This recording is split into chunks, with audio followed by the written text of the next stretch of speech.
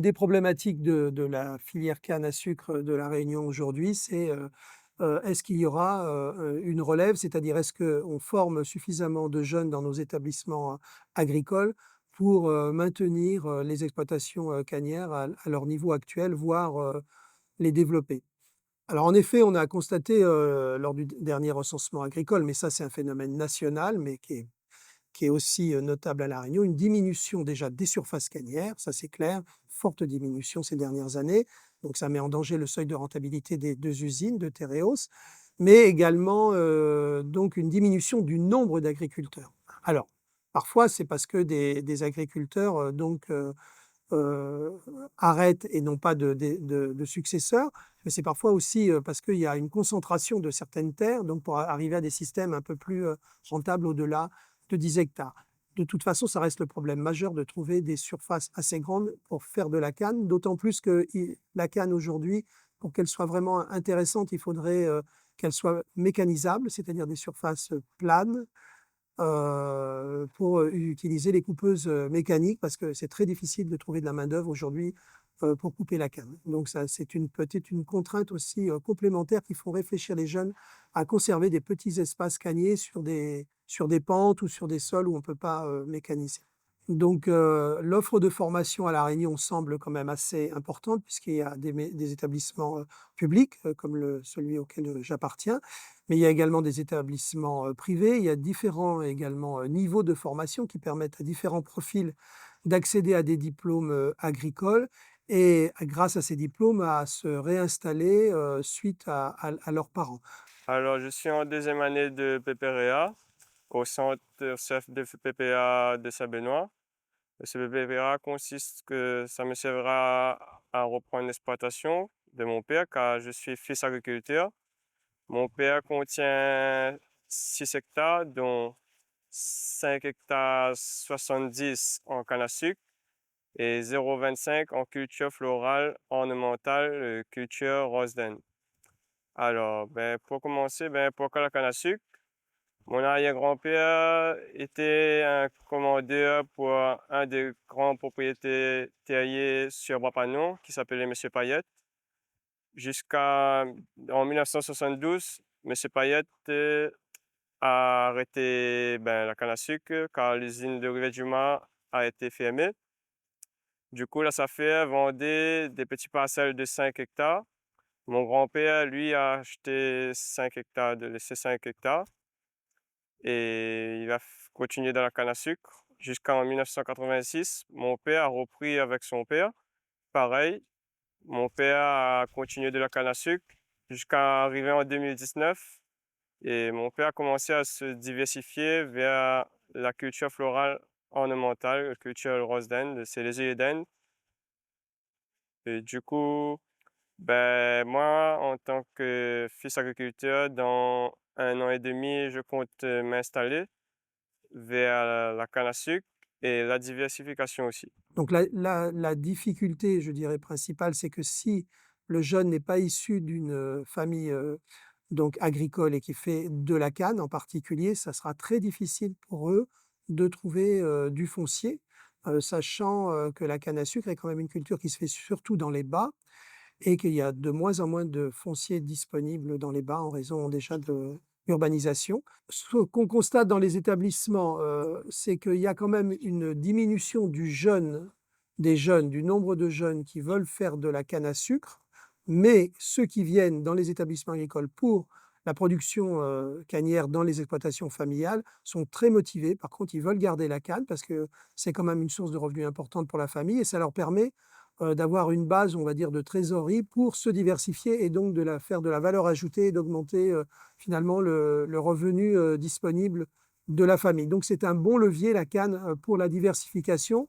Et depuis maintenant plusieurs décennies, on se rend compte que tous les jeunes agriculteurs assez performants qui travaillent à la fois sur le maraîchage, la production fruitière, mais également les petits ateliers d'élevage comme les œufs, le porc, et autres, ou la volaille, eh bien, sont issus, du milieu cannier et ce qui a permis quand même une certaine autonomie alimentaire à La Réunion, puisque toutes les filières que j'ai citées on est quasiment, en autonomie alimentaire et c'est des jeunes quand même qui ont basé leur succès d'entreprise sur la présence de la canne.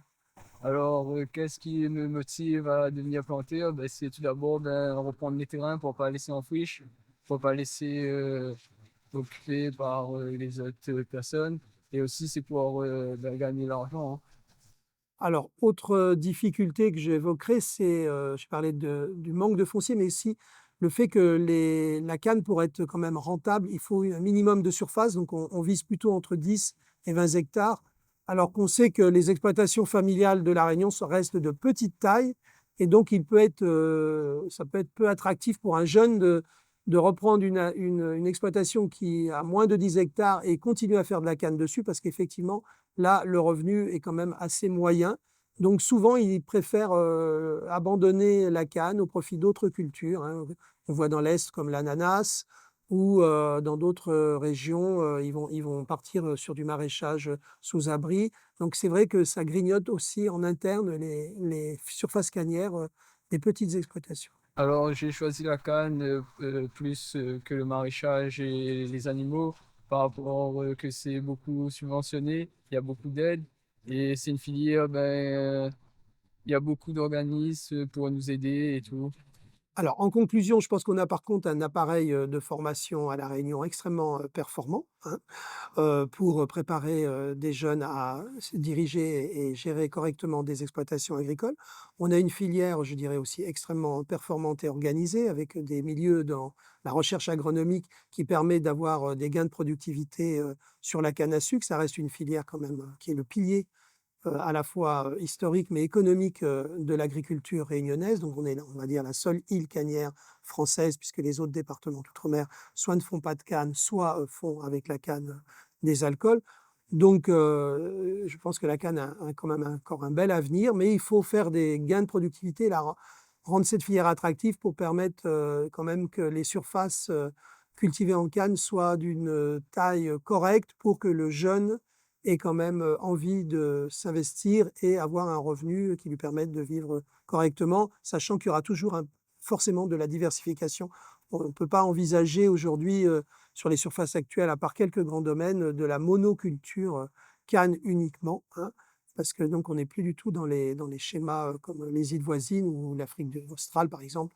Là, les domaines canniers sont de plusieurs centaines, voire milliers d'hectares. Donc là, forcément, la rentabilité est tout à fait correcte, mais à notre échelle, on va dire agriculture un peu petite échelle, il faut que la canne soit une base, mais en complément, il faut d'autres productions.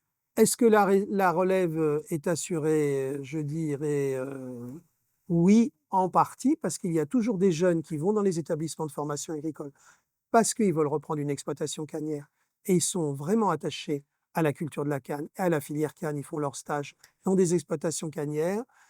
Et ben moi, ce qui me poussait à faire la canne, ben déjà c'est un patrimoine à La Réunion. Ça a toujours été là depuis que je suis petit, j'ai toujours été dedans. Ça fait partie des paysages déjà. Et ben aussi reprendre les terrains des parents parce que on va pas laisser les terrains comme ça. On essaye de garder les terrains au même nom, on va dire. Et ben c'est quelque chose qui me passionne aussi l'agriculture comme j'ai toujours été dedans. Et ben voilà. Alors déjà pourquoi la canne plus que le reste? Parce que ben déjà ça a toujours été sur le terrain depuis que je suis là. Et c'est important aussi la canne à la Réunion déjà parce qu'il y a beaucoup de particularités agronomiques qui sont adaptées au sol, adaptées au sol de la Réunion déjà. Et aussi parce que c'est une fierté de faire la canne à sucre, planteur et tout. On est quand même assez soudés à la Réunion, ce qui dit syndicat et tout. On est quand même beaucoup aidés avec beaucoup d'organismes comme on peut le voir ici dans cette journée. Il y a beaucoup d'organismes qui nous aident à développer, on va dire, la filière. Malgré que la filière est de plus en plus difficile, parce qu'il y a beaucoup moins de main-d'œuvre, le climat, ça change beaucoup. Mais on reste quand même soudés, on va dire, en agriculture et pour faire de la canne à sucre. Maintenant, leur nombre est quand même en forte diminution, hein. Moi, je me rappelle mes premières promotions d'étudiants, il y avait pratiquement plus de la moitié qui voulaient retourner à la canne, les enfants des canniers. Aujourd'hui, on en compte plutôt, je dirais, 3 à 4 par promotion. Les jeunes se destinant vers d'autres métiers, plus liés à l'agriculture biologique, l'agroécologie, Et les jeunes sont surtout attirés par la protection de l'environnement, même si, en fait, c'est pas forcément de l'agriculture. Et voilà, on a moins c'est moins attractif qu'avant, ça c'est certain. Alors, pour les jeunes qui veulent s'installer en tant qu'agriculteurs, je les pousse à aller au plus loin. Il faut pas lâcher, il faut tenir avec, car c'est vrai, il faut être patient, mais à force d'être patient, on peut avoir un beau résultat en retour.